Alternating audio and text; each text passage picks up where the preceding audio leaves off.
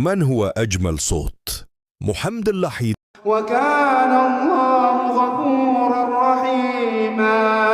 ومن تاب وعمل صالحا فإنه يتوب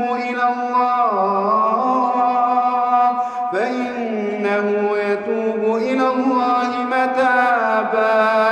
والذين لا يشهدون الزور وإذا مروا باللغو مروا كراما.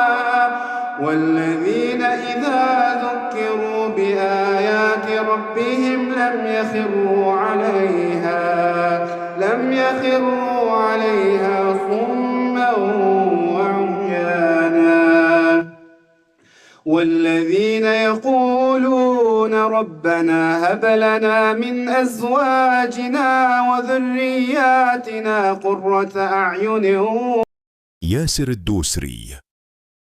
ولقد آتينا داود وسليمان علما وقال الحمد لله الذي فضلنا على كثير من عباده المؤمنين. وورث سليمان داود وقال يا أيها الناس علمنا منطق الطير وأوتينا من كل شيء إن هذا لهو الفضل المبين. عبد الرحمن مسعد. ربنا لا تزغ قلوبنا بعد إذ هديتنا وهب لنا من لدنك رحمة إنك أنت الوهاب. ربنا إنك جامع الناس ليوم لا ريب فيه إن الله لا يخلف الميعاد.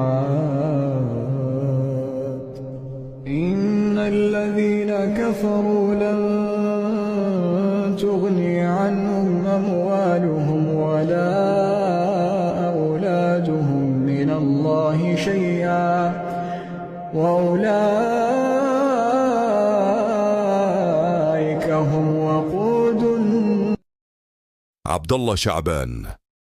وإذ قال إبراهيم رب أرني كيف تحيي الموتى قال أولم تؤمن قال بلى ولكن ليطمئن